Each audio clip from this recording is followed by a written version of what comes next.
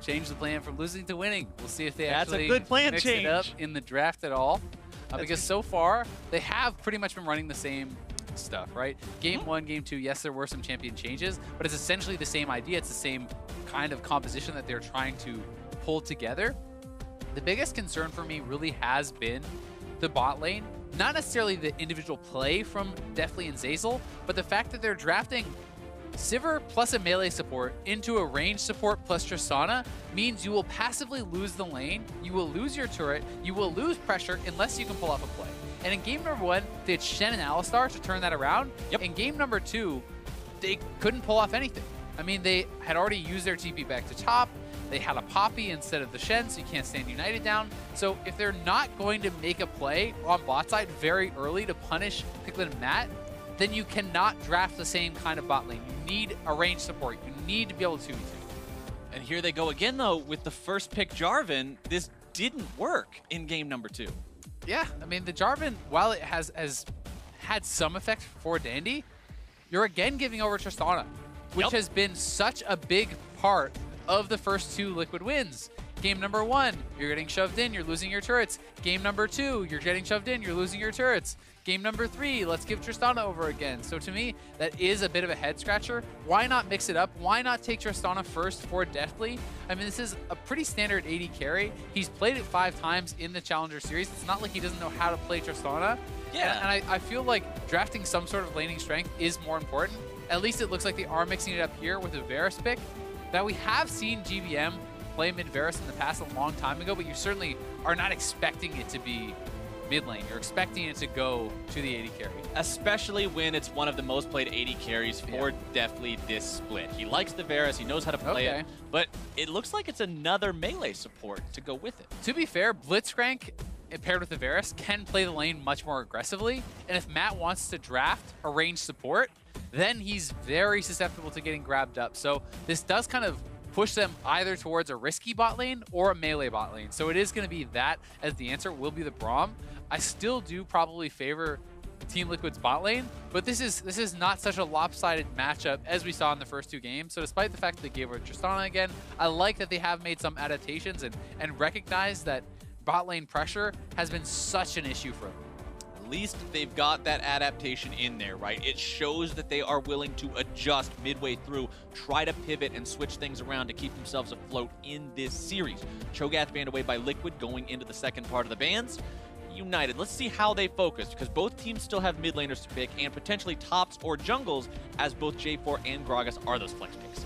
And I think the Blitzcrank also is something that kind of fits the playstyle that Zeyzal has shown this time around in the Challenger Series. He played almost exclusively tanks. He does have a couple Morgana games and 1 Karma game. Besides that, it's only tanks. Braum, Galio, and Alistar and Thresh. Those are his top 4 most played, right? So he is more of a tank support guy, despite the fact that if you watched last promo tournament, I recall his Zyra being very, very strong. So he has kind of shifted his focus away from that. But Blitzcrank gives you more lane pressure because of the plays that you can set up. That being said, he's also drafting Blitz into Tristana, which is one of the champions that can actually buffer their move block and escape. You're expecting Piglet to be pretty good at doing that, right? Like, you can actually rocket jump out of the rocket grab. So we'll see how he's going to be able to play around that. Dardoch will be on Rek'Sai again this game, meaning that Lourlo will take that Gragas into the top side. eUnited also thinking about that Elise.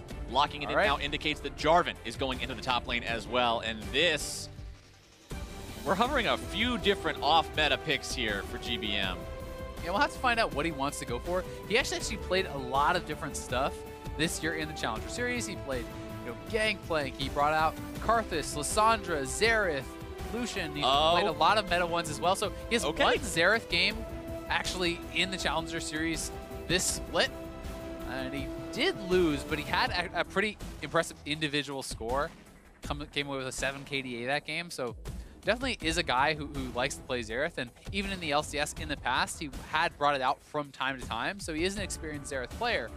But the counter pick is available for Mickey, and he's probably just going to go right back to Syndra. There you go. Syndra with the ability, along with that Rek'Sai, especially for the ganks. If you catch Xerath out, he just dies. Yeah, Xerath is a very squishy champion. You can build into something like a Banshee's Veil relatively early on to try to mitigate that, but he's also very dependent on an early Morello oftentimes to actually have enough mana regen to be able to survive lane and to be able to keep pushing those waves. It'll be interesting to see how he's going to pull this off, because I do think, as you said, if Rek'Sai finds a flash knockup, you're probably just dead to that Syndra. EUnited with a very different looking composition this time around. They've got some serious pick power, but they don't have that just everybody run at you. No, they definitely don't, but it is one where they could actually really punish TL if they push in bot lane. You have an Elise very strong early ganks. You have the Blitz to set that up, and I think that Varus should be able to kind of fare better in this matchup, perhaps, than they were doing with that Tristana, or sorry, with the Sivir when she was paired with melee support. Well, it's do or die for EUnited. You lose here, the series is over. Yeah, they have to win 3 straight. Reverse sweep is entirely possible, but it's also entirely difficult. It means you've got to fix all your problems from the previous couple of games. Not even just partially difficult. Yeah, not even partially difficult. Not a 5 out of 10 or something. Yeah, it's all the difficult, the full word. All the letters are in there. Playing on hardcore. Yeah, playing on hardcore. GG, no re. You got to start over. So we'll see if they're going to be able to make the run against TL here, who has looked dominant. We saw how badly TL crushed EUnited in game number 2 when they got a lane advantage. That is something that EUnited is desperately going to be trying to avoid. They need to be able to go even in lanes to be able to have a chance, I feel like, against TL, because TL's macro movements, macro play has been superior in back-to-back games. I don't think that EUnited can match them in that regard, so they're going to need a lead. Starting off, Team Liquid grouped up together in one unit, recognizing the potential of a Blitzcrank invade, the cheese pick, the cheese strat, as Mickey steps out of the brush, but luckily no one's there to see him. Zeyzal's just waiting. Yeah, this is very smart. It's one of the best answers to Blitz. If Blitz finds a hook, well, the rest of the team is there, and you're probably not going to like what you've pulled in. So they are going to be able to get down some vision. We'll see if Licorice is going to be able to actually trade that back. Probably looking for a Raptors ward to try to track the start of Dardoch. And you would expect that he's going to start on Raptors. And Mickey can very easily help leash that. But I mean, with where they're posted up, they could try to threaten an invade, try to push them off. Xerath as well is a champion that, from a long range, can try to steal away some of those Raptors. Xerath, such long range, especially as the game goes on. The Arcano pulse distance, as well as the power of the ultimate. But it's so hard to hit that ultimate as well. One of the most difficult abilities in the game in terms of accuracy because of the travel time and the small hitbox. One thing that is a pretty nice combo with Xerath is actually the J4. Because J4 can help to set that up for you. If someone doesn't have flash and they get stuck in the Cataclysm, well, kind of like shooting fish in a barrel then with that Xerath ult. You have to pretty much be trying to miss at that point. You have to aim it to one corner of the thing where the guy's not at, and then it'll somehow miss him. But it's still relatively easy to find that damage in the pit. Dardoch starting at his own chickens. He is seen by that ward. Dandy starting off at his own blue. GBM and Mickey will trade blows back and forth here, and either one of these mid laners gets ahead, man, they can be a real threat to the team. It's actually fairly impactful also that we saw the passive there used by Xerath on a champion, not actually on a minion, because you get more mana back and a nice hook in, so they're going to try to get some trade damage down, but until you have that level 2, and until you have the Power Fist to actually follow up, that can be pretty hard, and they are going to continue to get shoved. But at least it won't be as bad as being a Braum Sivir into a Tristana Lulu. They have fixed, like you said, some of the problems from before. It's not just going to be that, okay, we lose everything bottom lane unless you make a play. But with that playmaking opportunity still there, you want to see EUnited return to the form that they were in at the beginning of game number 1, where they were actively making plays, using their top laner to make that rotation bottom lane, and just taking Team Liquid out before they could respond. Exactly. It is nice because even if you are getting pushed in, it's very risky for Piglet to actually step up to get that turret damage down, because if he does get hooked in, if he fails that rocket jump buffering, then he's under the turret, and then you're certainly going to be in trouble. So even just the sieging potential kind of is mitigated by the fact that the Blitz is going to be threatened. And the mental game for EUnited is something that you've got to remember too, because this is a team who got here last split and then failed the final challenge. They couldn't clear that last hurdle. Now they're here again, and to start off the promotion tournament with a series loss would feel really bad, because then it gets into your own head. It's like, well, are we just going to end up with the same outcome as last time? Especially because these guys are really looking to use this essentially as a tryout for next year, right? As a way to impress teams. Even if your team does not make it through, we know franchising is on the horizon. Teams will be looking for players for LCS, and they will be looking for players for their academy teams. So even if your team does not get into the LCS for franchising, this is your audition. This is your final shot, really, at playing an on-stream, high-pressure game where you can say, hey, look what I can do. This is why you should pick me for your team next year. Yeah, it's a convincing argument that you can make should you play well enough as an individual player, which everyone wants to do, because there will be many spots with those academy teams and with the franchising camp. And for TL, despite the fact that they have been really struggling the last couple of years, this is a chance for these guys to say, hey, you know what? We are a very different level than the challenger players. Right. And this is why we shouldn't have to be replaced. This is why we should be sticking around on this team for next year. Yeah, you're saying even if we are at the bottom of the standings of the North American LCS. It's the LCS. Yeah, the teams in the LCS are far enough above the challenger scene and the semi-pro circuit that there's just no comparison, which is what Team Liquid said in Game 2. And it's what we've seen for the last while, really, in the promo tournaments. Going back for the last couple of years, you have been seeing more and more consistently the LCS teams coming out on top, with perhaps the exception of FlyQuest, who was a team that was built of all LCS players to get back into the LCS, which is a bit of an outlier. Kind of skirting the boundaries of really saying it's a challenger team. Challenger team of players that all once were higher than Look challenger. at all these up-and-comers who've been to Worlds before. all these new names you've never heard of, except for all of them. Deftly and Zeyzal, though, holding their own right now, and then some, as they do even have a CS advantage up over Piglet and Matt. Yeah, and it's not like they're crushing lane by any means, but this is night and day. Because of the lane matchups that they have chosen this time around, it's not Matt on a range support, just sitting there, autoing, harassing, poking, unreturned from eUnited. Matt, if he goes aggressive to try to trade, ooh, GBM may go down. Speaking of that, first blood for Mickey. Very nice all in there from Mickey in the cleanse. Not going to really do anything at all from GBM. Didn't even pop it. Yeah, not even using the cleanse. Didn't think he's not playing with a heal or a barrier. He goes down.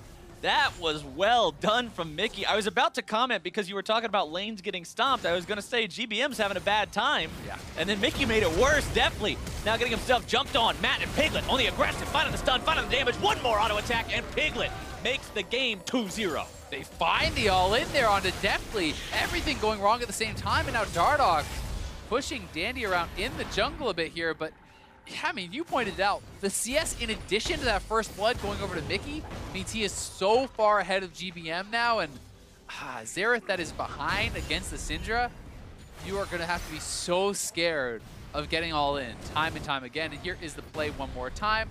GBM just trying to kind of poke out here. No cleanse used on the Scatter of the Week, so GBM just assumes he's fine. Flash too late, auto already out, first blood. Would have needed an instant cleanse there probably to survive. Is Lourlo going to make this the complete 3-lane solo kill? Nope. Nope, I got ahead of myself.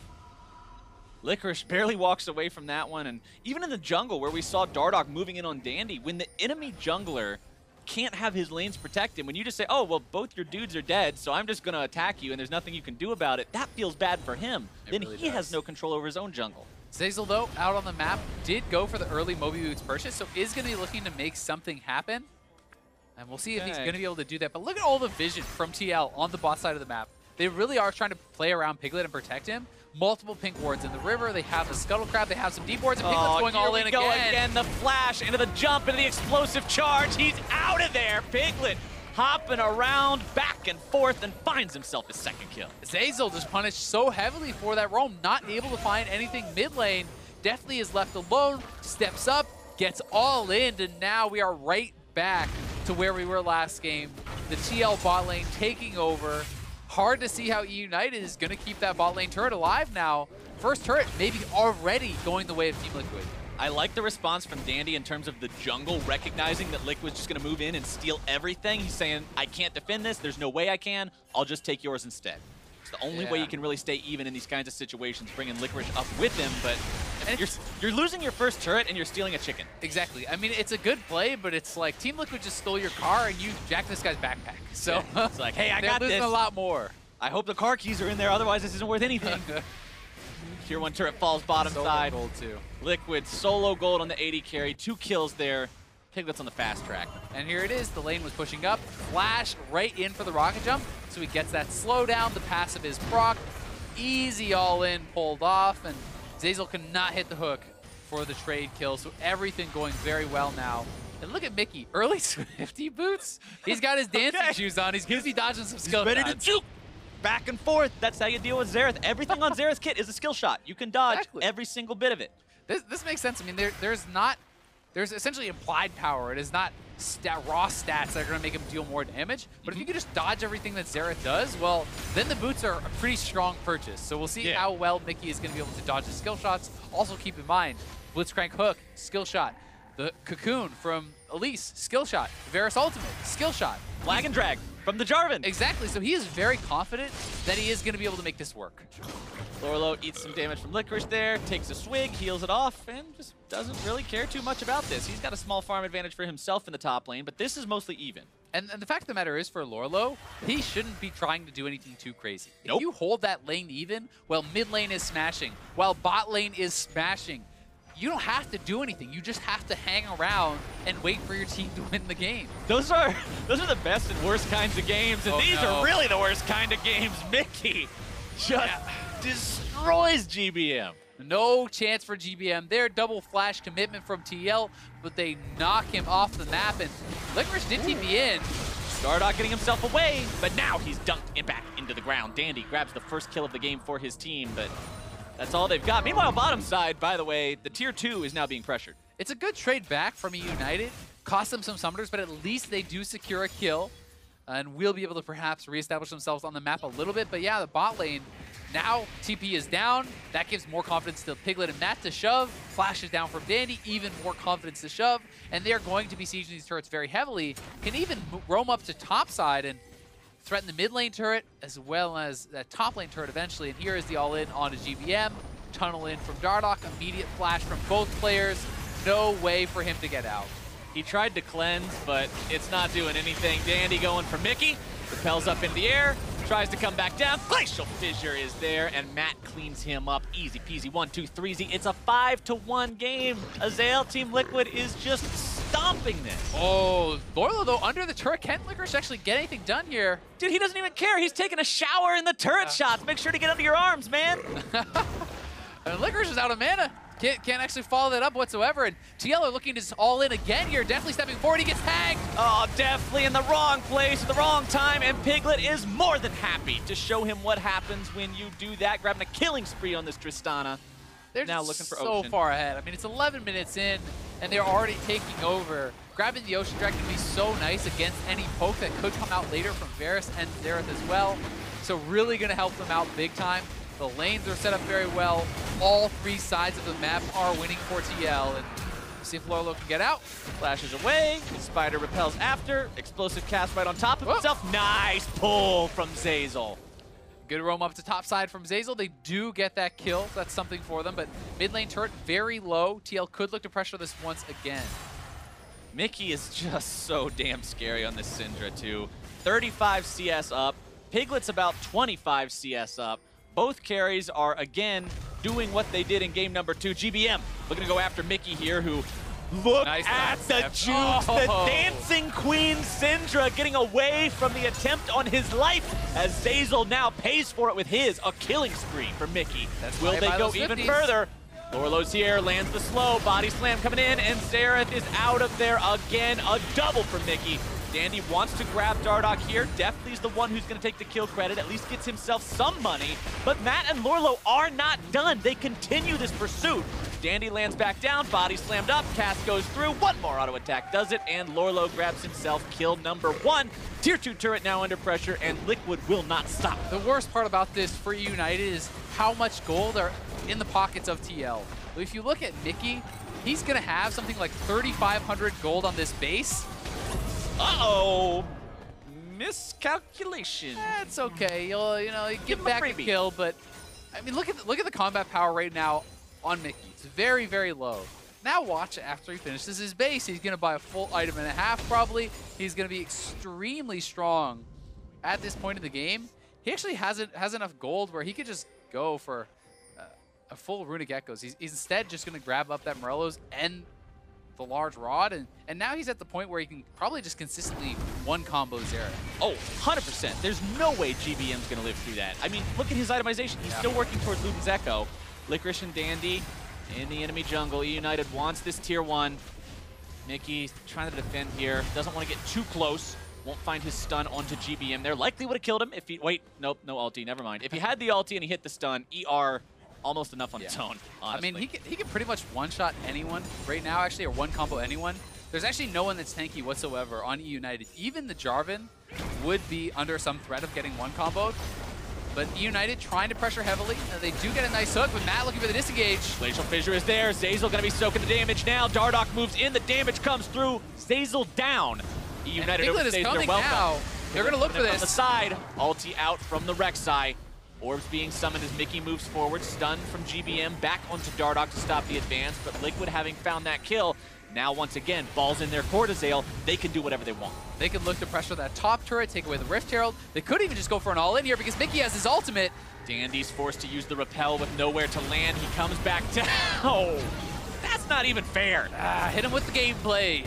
Hit him with the R button. Press R to get 300 gold. Matt gets taken down, though. Deftly is on a killing spree.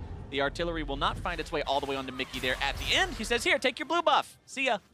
And Piglet already up the top side, gonna be pushing out there. Some kills have gone the way of Deftly, so that's actually pretty nice for them. He was 0-3, he's now on a killing spree, so he has collected some gold, and that will be a chance at a way back in, but TL is so strong, and they're looking to even just set up a dive 3v3 here and pressure this turret. eUnited needs some miracle pulls to win fights. You've got to have Zeyzal hit that magic pull onto either the Syndra or the Trist. And you already mentioned in Champ Select, Azael, Trist is one of the champions that can buffer it. If Piglet's on top of his game, you can't pull him. Yeah, and Mickey, with his Swifty Boots, gonna have the ability to dodge a lot of these skill shots that could come out. So if you can't catch one of those three, it's again the situation where the carries are super fed on TL. You stand really no chance of winning if you can't kill Mickey or Piglet off at the very beginning, because Mickey can pretty much on demand kill someone on your team. Licorice tries to go in, hits Piglet with some basic upfront damage, but then immediately has to retreat because you can't fight Infinity Edge Trist as two components Jarvan. At least he did clear out the wave, though, and Mickey now may be looking for assassination. Gets himself pulled, a lot of CC coming through. Dandy comes down and finds the shutdown onto that enemy mid laner, also walking away, but the cast will seal his fate. Flag and Drag comes out as Licorice tries to get away. The stun will also bring down GBM. Lourlo still wants more here. Another cast, Dardoch comes in with the ulti. Dodging the pull, Liquid makes it 1 for 2. Piglet again, just pushing up on the top side while his team is fighting elsewhere on the map.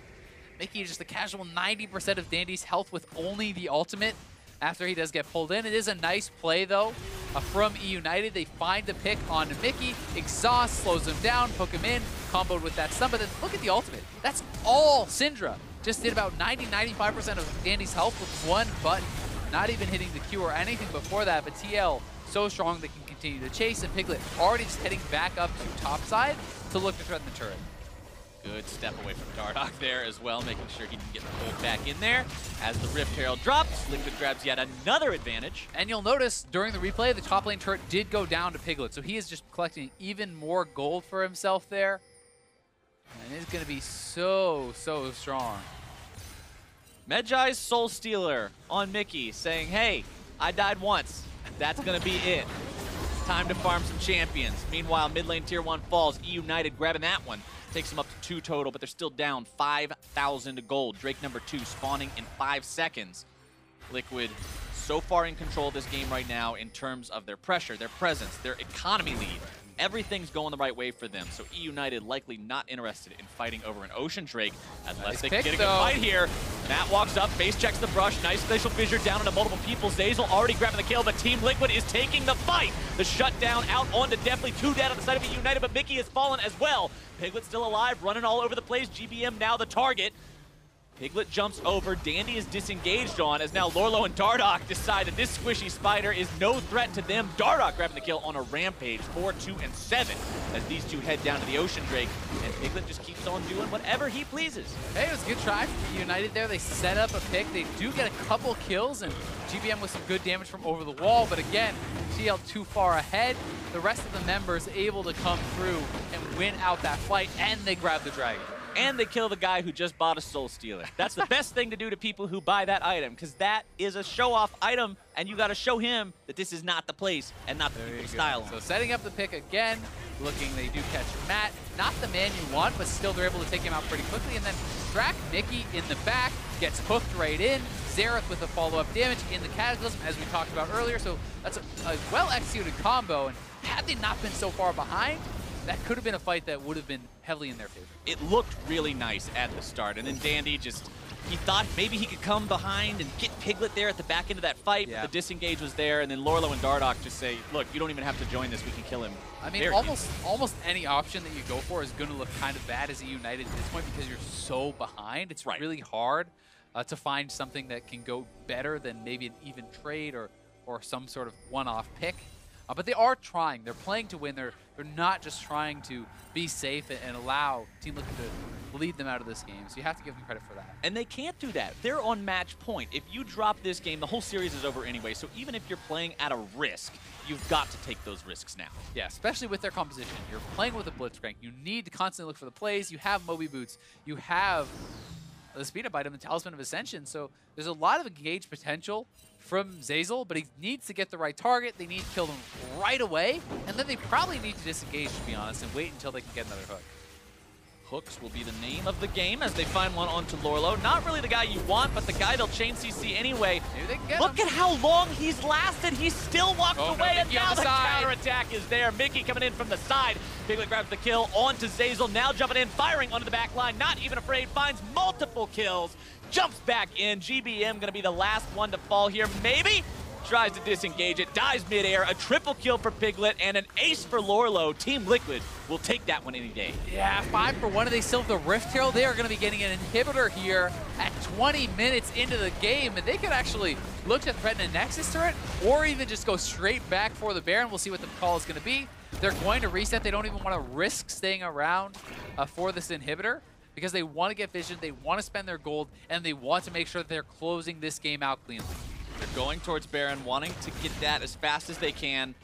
Otherwise, you'd think you wouldn't abandon the inhibitor. Yeah, I think you would have to. Otherwise, you would definitely stay for that inhibitor with only Zeyzal having spawned there for 5 more seconds. But Liquid decides this is the play. Licorice is here, and Dandy is on the way. Will he be able to get there in time? eUnited has to make their stand here. It's now or never, but they found the damage onto Dandy, and if he can't get in there to make the steal, it's not going to happen. Mickey with the kill. The Baron drops, and Dardoch's got the secure. eUnited funnel in one at a time, only to die, and Liquid should seal the game. Yeah, Liquid could actually look to just push up mid and try to end, but they are going to go for the more conservative play again, wanting to take the 100% route, so they're shoving in top, they're shoving in mid, getting their waves going, and they will look to clean up multiple inhibitors with this Baron buff. You know, I mentioned killing the guy that bought the Soul Stealer to say, hey, don't show off, but now he's back to 21 stacks, and that thing is just ridiculous. Well, here's the start of the play. They do hook in Lourlo, but they have no damage to kill Lourlo. He is full tank Gragas, and he's able to survive through this. And then, I mean, Mickey doesn't even need to commit his ultimate to any of the tanks. Actually, or to any of the carries, rather. He saves it to the very end, only using it on the Jarvan when the Jarvan is essentially guaranteed dead. So, I mean, this was such a one-sided fight, despite the fact that they are already the ones that are engaging it. You know, TL did not choose that fight. It started with Lourlo getting hooked in. Right, but just the fact that he could defend that long and just not drop, absolutely ridiculous. Now Team Liquid, they've got one inhibitor that's available for them to hit. They're moving up into enemy territory. eUnited trying to set one last trap. United is looking, but they may need to be more patient than grabbing one of the tanks, and we'll see if they can actually find a fight, but they're going to get caught. All right, they recognize something was fishy. Dandy already caught out. Dardoch is godlike. And Team Liquid just looking to seal the deal on this one. The bottom lane tier 2 in some trouble. Piglet nearly getting himself caught out. That could have been the pull that kept this game going, but eUnited now having to deal with a lot of damage coming their way. Definitely nearly going to be taken down. GBM drops yet again for the 6th time. Piglet gets a double kill. He's 8-1-9 on this Tristana. Team Liquid pushing up towards the Nexus turrets. Only Deftly and Zeyzal alive. There's no miracle pull to make. There's no way of coming back from this one. It's a 3-0 for Team Liquid over eUnited, and they demonstrate their power as a team. Showing the difference between the LCS and the Challenger Series, and they're going to look for more kills. Had those stats just a little bit. Another kill for Piglet, 9-1-9. Dandy repels up into the air, comes back down into certain death. Piglet's not even goofing around with this. He's saying, I don't care about kills. Get me out of this game. Let's go on. Let's end this fast. Very clean 3-0 series here from Team Liquid. Only game number 1 had any questions in it whatsoever. In game number 1, eUnited had a strong early game, had some kills, but besides that, it was all Liquid all the time. Better macro play, better laning, better team fighting. Across the board, they're the far superior team. Liquid definitely looked it in games 2 and 3, and even at the end of game number 1, we talk about how they struggled at the start, it looked rocky, but once they got ahead, the game just ended. So the part of game number 1 that they played well, they played very well. It just wasn't the whole game.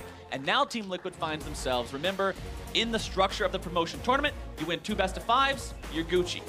They're now halfway there. They go to the winner's bracket tomorrow. eUnited will go to the loser's bracket tomorrow against whoever lost on the other stream. Exactly, and that would be the winners between Goldcoin United and P1 playing Liquid, and then the losers would be playing against eUnited, and that is an elimination match. So you would get knocked out of the tournament if you do lose in the loser's bracket. Which is honestly an intimidating situation for eUnited to be in, because they just lost against one of the LCS teams very convincingly. And at the same time, their opponent in the their Challenger Series counterpart, I should say, is the only team that beat them. They seem to have their number. Yeah, Goldcoin seems to have the advantage in the head-to-head matchup. So what eUnited has to be doing right now is thinking, how do we deal with this? Because no matter who our opponent's going to be, it will be tough. Exactly. I mean, you're facing Phoenix One, who is another team with a lot of talent on the table, and then you're facing a team that has been beating you fairly consistently in the Challenger Series, so it will be very difficult for them. Liquid, though, can go forward with their heads held high. Very impressive series. Would be an interesting match against Phoenix One to see how they actually fare in a prepared best-of-5. That would be a lot of fun to see. Honestly, getting to see those teams like go at it like that as the bottom 2 teams of the LCS and just see what they're working on in this sort of last hurrah for Summer Split 2017. Well, and really, it's a chance to see what can Mickey look like with the rest of the team, right? What is a TL that has had some time to prepare, that has put in a lot of practice with this 5-man squad? How good are they? Are they much better than P1? Is that still a close series? Because, I mean, while this looked extremely dominant, they're not playing an LCS team. So being able to judge how much they improved, I think, is a lot easier to do if they play P1. Plus, like you said, this is one of the last chances for these teams to really show their stuff, really show what they're made of. Because after this, I mean, if you're in the promotion tournament, you're not going to Worlds, you're not going to any sort of a qualifier. This is your last chance to really show what you've got. But to hear more about that series from the player's perspective, we're going to head stage side with Azael May and Team Liquid's top laner.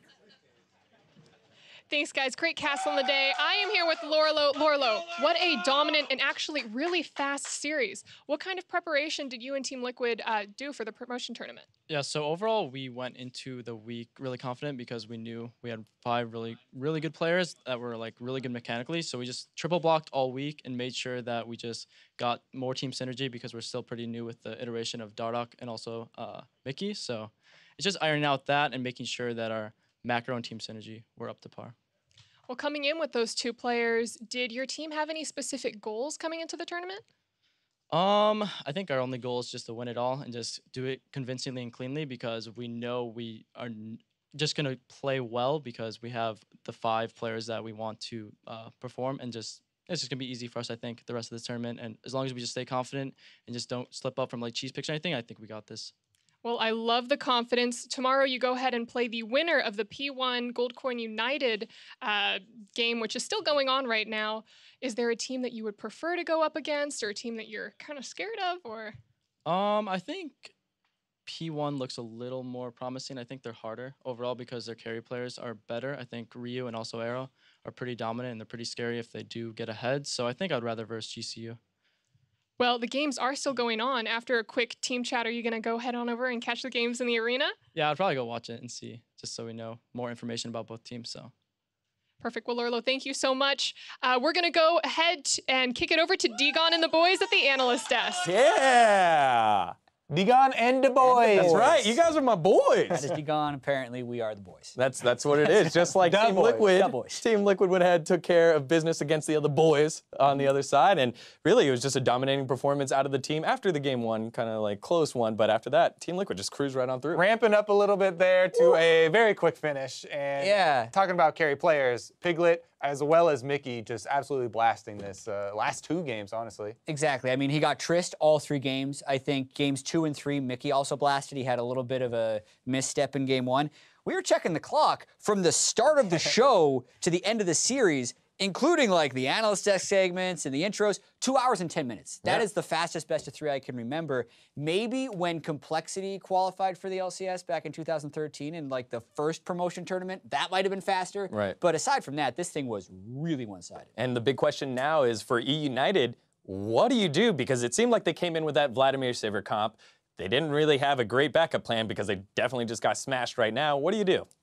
I mean, they've played GCU before, so eUnited, they'll probably end up facing them, right? Because Phoenix One are already 2-0 lead in that series. So I think it's just back to something a bit more comfortable as far as practicing for an opponent that they know better.